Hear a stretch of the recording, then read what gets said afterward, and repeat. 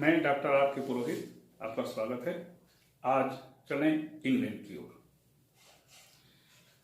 England से हमारा बहुत ही पुराना रिश्ता है और सबसे बड़ी बात यह है कि लगभग 200 वर्षों तक भारत इंग्लैंड के अधीन रहा और हमने शांतिपूर्ण तरीके से स्वतंत्रता हासिल की और इस स्वतंत्रता आंदोलन में ऐसे उपायों का प्रयोग किया जो पूरी दुनिया के लिए एक उदाहरण के रूप में सामने आया। आज तक दुनिया में जितने भी ऐसे आंदोलन हुए हैं, कहीं पर भी ऐसा उदाहरण नहीं मिलता जहां एक दुबला पतला सा व्यक्ति जिसके हाथ में केवल एक लाठी है, वो भी सहारा के लिए, उसने एक ऐसे साम्राज्य को चुनौती दी जिसके साम्राज्य में सूर्यास्त भी नहीं होता था। यह पूरी दुनिया में एक मिसाल है। तो खैर, ये बहुत लंबी चौड़ी कहानी है। 1947 में हमको आजादी मिली। आजादी मिलने के बाद हमने अपने संविधान का निर्माण किया। संविधान में ब्रिटिश पद्धति की पूरी छाप हम देख सकते हैं। यहां तक कि भारत की संपूर्ण पद्धति, जीवन पद्धति भी, व्यवहार पद्धति भी ब्रिटिश संस्कृति पर आधारित है। पूरी राजनीतिक पद्धति, प्रशासनिक पद्धति, सैनिक व्यवस्था, तमाम चीजें, शिक्षा व्यवस्था, तमाम चीजें ब्रिटिश पद्धति पर आधारित है और हम भारतीय ऐसे हैं कि आज तक इन पूरी व्यवस्थाओं को भारतीय पद्धति के अनुसार नहीं ढाल सके हैं। कारण हो सकते हैं, लेकिन यह हमारी सबसे बड़ी कमजोरी है, क्योंकि अंग्रेजी बोलने वालों की संख्या इस देश में मुश्किल से 1 या 1.5% है और ये 1-1.5% व्यक्ति, मतलब ज्यादा से ज्यादा 2 करोड़ लोग पूरे भारत की 135 करोड़ की जनसंख्या को नियंत्रित करने की स्थिति में शुरू से अभी तक हैं। अंग्रेजी हमारे मन मस्तिष्क में इतना ज्यादा बैठ गया है कि हम इंग्लिश का भूत इस सिर से हम उतार नहीं पा रहे हैं। हम अभी विदेश नीति की चर्चा करें। स्वतंत्रता प्राप्ति के बाद भारत और इंग्लैंड के बीच राजनयिक संबंध की स्थापना हुई। दोनों देशों के बीच राजदूतों का आदान प्रदान हुआ। दूसरी चीज, राष्ट्रमंडल की सदस्यता। राष्ट्रमंडल, इंग्लैंड ने उन सभी उपनिवेशों को जो उसके अधीन थे, इनके गवर्नर जनरलों को बुलाकर एक मीटिंग की प्रथम विश्व युद्ध के पहले, और यह व्यवस्था स्थापित की कि समय समय पर इन सभी उपनिवेशों के गवर्नर जनरलों की मीटिंग हर वर्ष होगी या समय समय पर होगी, और इसको नाम दिया गया ब्रिटिश राष्ट्रमंडल। तो जब कभी भी ब्रिटेन को लगता था तो अपने उपनिवेशों के गवर्नर जनरलों को बुला करके, लगभग इनकी संख्या 45, 50, 55 के आसपास थी, तो इनको बुला करके आपस में कुछ चर्चा वगैरह करता था। ये सब के सब गवर्नर जनरल अंग्रेज हुआ करते थे। जब हमें स्वतंत्रता मिल गई तो हमारे सामने समस्या आई कि हम राष्ट्रमंडल, मतलब भारत राष्ट्रमंडल में बना रहेगा या उससे अपना संबंध तोड़ देगा। पंडित नेहरू शुद्ध अंग्रेज संस्कृति से अभिभूत थे और भी कुछ कारण थे, और इन कारणों से भारत ने यह तय किया कि भारत राष्ट्रमंडल में बना रहेगा। और सबसे महत्वपूर्ण बात यह थी कि हजारों लाखों की संख्या में भारतीय न केवल इंग्लैंड में रहते थे, अपितु ब्रिटिश शासित उपनिवेशों में भी भारतीय रहा करते थे। तो इनके हितों की रक्षा के लिए यह आवश्यक था कि ब्रिटेन से हम अपना संबंध न तोड़ें, अपितु और अच्छा बनाने का प्रयास करें। लेकिन यहां पर एक परिवर्तन यह हुआ कि भारत के कहने पर इस ब्रिटिश राष्ट्रमंडल शब्द से ब्रिटिश शब्द को हटा दिया गया। वर्तमान समय में यह राष्ट्रमंडल के नाम से ही जाना जाता है। राष्ट्रमंडल देशों की पहचान क्या है? इनकी संख्या वर्तमान समय में लगभग 54 है। तो इसकी पहचान क्या है? इसकी एक सबसे बड़ी पहचान यह है कि इन राष्ट्रमंडल के सदस्य देश जब आपस में राजदूतों का आदान प्रदान करते हैं तो ये राजदूत नहीं कहलाते, उच्च आयुक्त, हाई कमिश्नर कहलाते हैं। ये इनकी सबसे बड़ी पहचान है।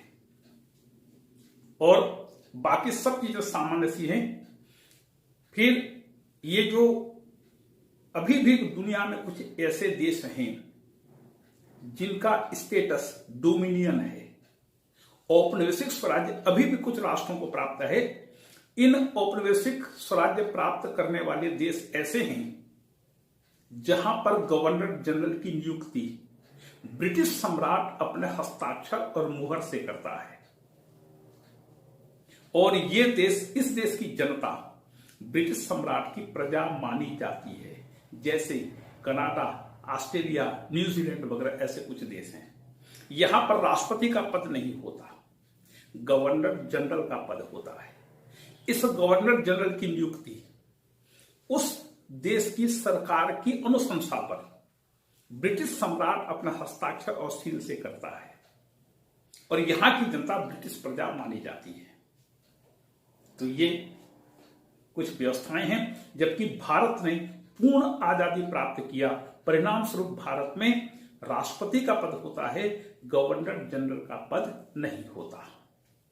और इस राष्ट्रपति के बारे में भारतीय संविधान में व्यापक प्रावधान किए गए हैं। इस प्रकार से आज भारत राष्ट्रमंडल का भले ही सदस्य है, लेकिन आंतरिक और बाह्य दोनों ही प्रकार से पूरी तरह से स्वतंत्र है और स्वतंत्र नीति का निर्माण कर उसका संचालन भी करने के लिए सक्षम है। और महत्वपूर्ण बात यह थी राष्ट्रमंडल में बने रहने की कि भारत की यह प्रवृत्ति रही है कि प्रत्येक समस्या का समाधान वार्ता से हो सकता है। तो जहां कहीं भी इस प्रकार से अंतर्राष्ट्रीय सम्मेलन होते हैं, इन सम्मेलनों में व्यक्तिगत संबंध बनते हैं, किसी विषय पर चर्चा होती है, मतभेदों को दूर करने में सहूलियत होती है। तो इस कारण से पंडित नेहरू जी का ये विचार था कि ऐसे अंतर्राष्ट्रीय संगठन होने चाहिए और अंतर्राष्ट्रीय संगठन में हमें बना रहना चाहिए, क्योंकि इससे गेट टुगेदर होता है, एक सोशल गैदरिंग होती है और राष्ट्रीय नेताओं के बीच पारस्परिक संबंध बनते हैं। इस कारण से भारत राष्ट्रमंडल का सदस्य अभी भी बना हुआ है। तीसरी चीज, कश्मीर समस्या। कश्मीर समस्या तो तब से शुरू हो गई जब भारत आजाद हुआ और भारत में उसमें गवर्नर जनरल खुद लॉर्ड माउंटबेटन थे और उन्हीं के कर कमलों से भारत का विभाजन हुआ था।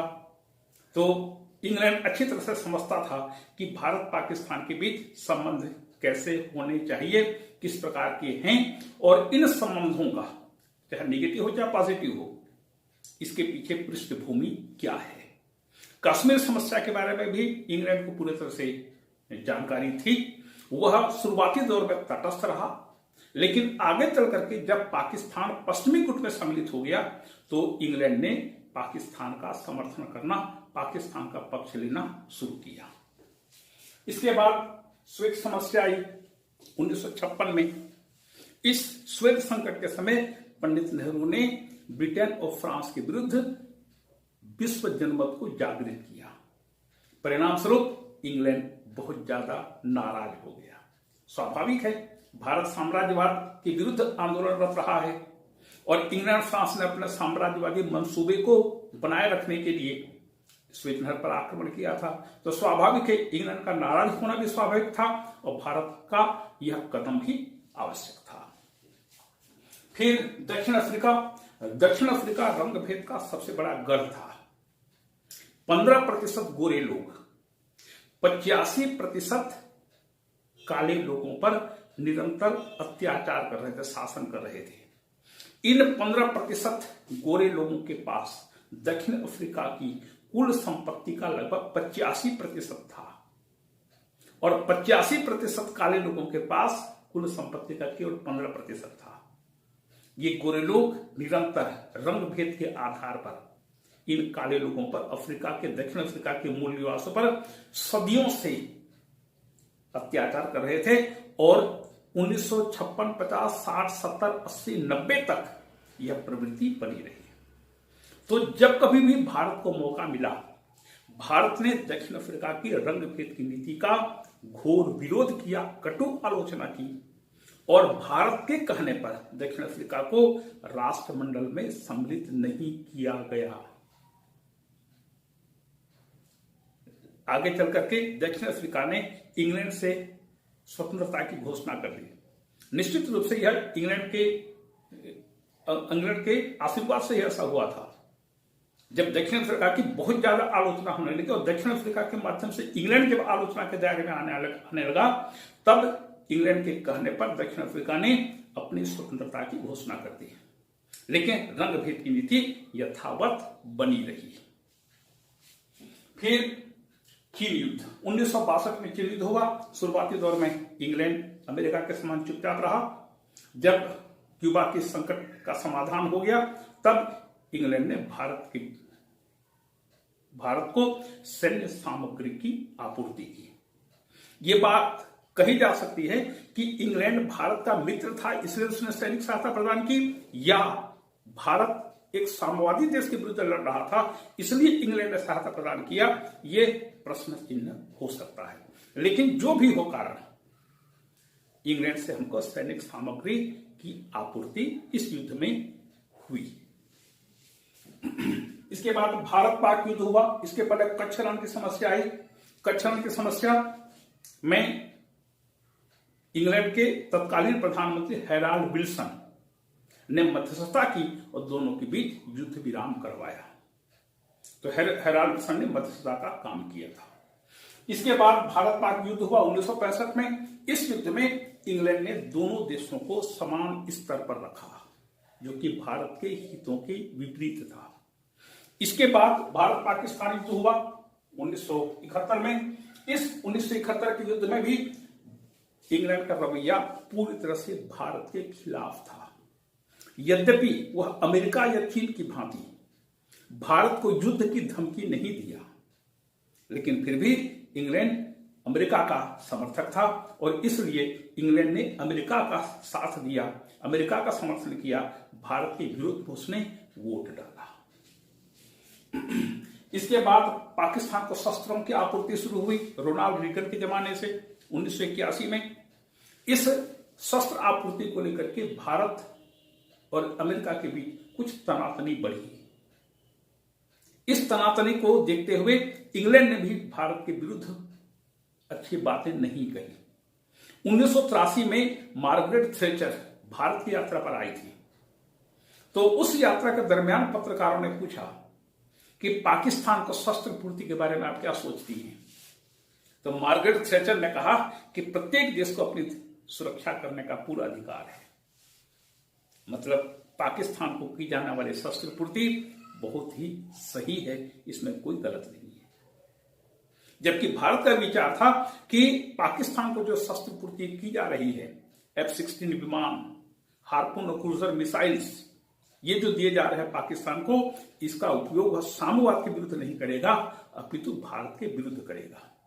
और अभी तक के युद्धों में ये बात साबित हो चुकी थी।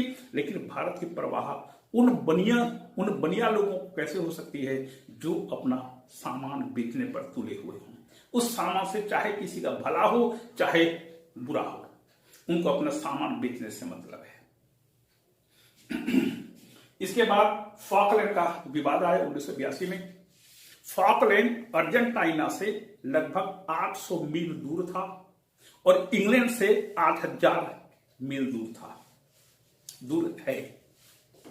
फॉकलैंड पर इंग्लैंड का अधिकार था, इंग्लैंड का वो उपनिवेश था जहां पर कि आदमी कम और जानवर ज्यादा रहते थे। जानवर भी बकरी भेड़ वगैरह सब रहते थे। तो अर्जेंटीना ने फॉकलैंड पर आक्रमण कर दिया कि ये मेरा है बोल करके। इधर श्रीमती मार्गरेट थैचर थी, उन्होंने अपने सेना को भेजा। इंग्लैंड और अर्जेंटीना के बीच घनघोर युद्ध शुरू हो गया। इस युद्ध में भारत ने अर्जेंटीना का पक्ष लिया और यह कहकर के इंग्लैंड की आलोचना की कि इंग्लैंड अपने साम्राज्यवादी मनोवृत्ति को अभी तक नहीं छोड़ सका है, उसे फॉकलैंड को स्वतंत्रता दे देनी चाहिए। इस युद्ध में अर्जेंटीना परास्त हुआ। वही अर्जेंटीना जो अभी 2 दिन पहले विश्व कप फुटबॉल में चैंपियन बना है। तो अर्जेंटीना परास्त हुआ, इंग्लैंड विजयी हुआ। इसके बाद जगुआर समझौता, चूंकि अमेरिका से पाकिस्तान को F-16 और अनेक प्रकार की मिसाइल्स मिलना शुरू हो गया था, इसलिए भारत को अपनी सुरक्षा व्यवस्था मजबूत बनाने के लिए इंग्लैंड से जगुआर विमान मंगाया गया। जगुआर भी F-16 के मुकाबले भले ही 21 न हो, लेकिन 19 भी नहीं था, वह उसी की कैटेगरी में था। इस प्रकार से भारत ने जगुआर विमान प्राप्त करने के लिए इंग्लैंड से समझौता किया। इसके बाद असम में परमाणु समझौता, विशेष करके 2000 के बाद भारत और इंग्लैंड के बीच मतभेद का ऐसा कोई मुद्दा नहीं था जिसके आधार पर दोनों देशों के बीच किसी चीज को लेकर के तनातनी हो जाए या तनाव की स्थिति उत्पन्न हो। तो 2000 के बाद हम देखते हैं कि भारत और इंग्लैंड के बीच संबंधों में एक मधुरता आने लगी। कटुता जो पहले थी वह धीरे धीरे करके कम होने लगी। और इसी संदर्भ में भारत ने इंग्लैंड के साथ जिस प्रकार से अमेरिका के साथ उसने समझौता किया, इसी प्रकार से भारत ने इंग्लैंड के साथ असंख्य परमाणु समझौता किया। मतलब परमाणु शक्ति का उपयोग देश के विकास के कार्यों में करने के लिए उसने इंग्लैंड से समझौता किया। यही समझौता भारत ने अमेरिका के साथ भी इसके पहले किया। इसके बाद एनएसडी की सदस्यता का समर्थन। एनएसडी न्यूक्लियर सप्लाई ग्रुप, दुनिया में लगभग 47-48 देश ऐसे हैं जिनके पास परमाणु तकनीक से संबंधित गंभीर जानकारियां हैं और ये देश दूसरे देशों को न्यूक्लियर से संबंधित, परमाणु से संबंधित विभिन्न चीजों की सप्लाई करते हैं, विभिन्न चीजों का निर्माण करते हैं। भारत इसका सदस्य नहीं था, इसको अलग, भारत को इसमें सम्मिलित नहीं किया गया। तो भारत को जब तक इसका सदस्य नहीं बनाया जाएगा तब तक भारत को परमाणु से संबंधित कोई सामग्री की आपूर्ति ये देश नहीं कर सकते, क्योंकि इनकी भी सदस्य व्यवस्था है। तो इंग्लैंड ने एनएसडी के सदस्यता का, भारत की सदस्यता का समर्थन किया। और उसके बाद यात्राएं, वैसे कई प्रधानमंत्री आज तक इंग्लैंड में जो 1947 के बाद बने, उनमें से बहुत से प्रधानमंत्रियों ने भारत की यात्रा की और भारत के प्रधानमंत्री और राष्ट्रपतियों ने भी समय समय पर इंग्लैंड की यात्रा की। इंग्लैंड इस प्रकार की यात्राओं से परस्पर संबंधों में मजबूती आई, मतभेदों को दूर करने का अवसर मिला और भारत ने इंग्लैंड के साथ रक्षा, तकनीक और प्रौद्योगिकी के क्षेत्र में अनेक प्रकार के समझौते किए। इसके बाद सीएए का विरोध हुआ 2019-20 में, जब भारत में आंदोलन हो रहा था। तो देखिए, सीएए भारत की आंतरिक व्यवस्था है, इसके बारे में इंग्लैंड की संसद में विचार नहीं होना चाहिए था, क्योंकि अंतर्राष्ट्रीय कानून कहता है, अंतर्राष्ट्रीय व्यवस्था यह निर्धारित करती है कि किसी देश के आंतरिक मामलों पर किसी देश में चर्चा नहीं होनी चाहिए। तो सीएए का जब विरोध करने के लिए शाहीन बाग में, दिल्ली के शाहीन बाग में जब प्रदर्शन हुआ, तो इसकी चर्चा ब्रिटिश संसद में हुई और भारत की आलोचना की गई और इसका परिणाम यह निकला कि भारत के भी संसद में इंग्लैंड के विरुद्ध प्रस्ताव पेश किया गया और कहा गया कि इंग्लैंड में रंगभेद की नीति अभी भी चल रही है और रंगभेद की नीति को समाप्त किया जाना चाहिए। और इस दृष्टि से उन्होंने ब्रिटिश सरकार की कटु आलोचना की। एक बात मेरे समझ में नहीं आती कि जिस इंग्लैंड को दुनिया में प्रजातंत्र का प्रारंभ करने वाला राष्ट्र माना जाता है, जिस इंग्लैंड के लोकतंत्र को दुनिया में आदर्श माना जाता है, उस इंग्लैंड में समानता अभी भी स्थापित नहीं हो सकी है। लोकतंत्र के 3 आधार हैं: स्वतंत्रता, समानता, भ्रातृत्व। स्वतंत्रता है, भ्रातृत्व है, लेकिन समानता अभी भी ब्रिटिश समाज में स्थापित नहीं हो पाई है। और जबकि इंग्लैंड को इस समानता न होते हुए भी एक आदर्श लोकतंत्र का प्रतीक माना जाता है, यह पूरी तरह से गलत है। इंग्लैंड लोकतंत्र का आदर्श नहीं हो सकता, क्योंकि लोकतंत्र का मूल आधार, इसके 3 आधार है, यह तिपाए पर खड़ा है, और जबकि ब्रिटिश लोकतंत्र 2 पाए पर खड़ा है। तो वहां पर समानता अभी भी नहीं है। और इसके बाद संयुक्त अभ्यास हुआ 2020 में, दोनों देशों की सेनाओं के बीच युद्ध अभ्यास हुआ, और इसके द्वारा आतंकवाद से किस प्रकार से निपटा जाए, इसके बारे में आवश्यक जानकारी साझा की गई। क्योंकि आतंकवाद से इंग्लैंड भी कभी कभी परेशान होता है, और भारत के लिए तो यह हमेशा का सिर दर्द है। तो यह है इंग्लैंड और भारत के बीच संबंध। निष्कर्ष रूप में यह कहा जा सकता है कि भारत और इंग्लैंड के बीच ऐसी कोई समस्या या मतभेद का कोई मुद्दा नहीं है जिसके चलते इंग्लैंड और भारत एक दूसरे से दूर हों, इनके बीच तनाव बढ़े।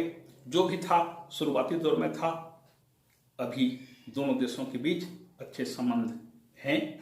वैसे एक भारतवंशी, मूल भारत के वंशी ऋषि सुनाक प्रधानमंत्री बन गए हैं, तो यह अपेक्षा की जा सकती है कि धीरे धीरे करके भारत और इंग्लैंड के बीच और अधिक संबंध मजबूत होंगे।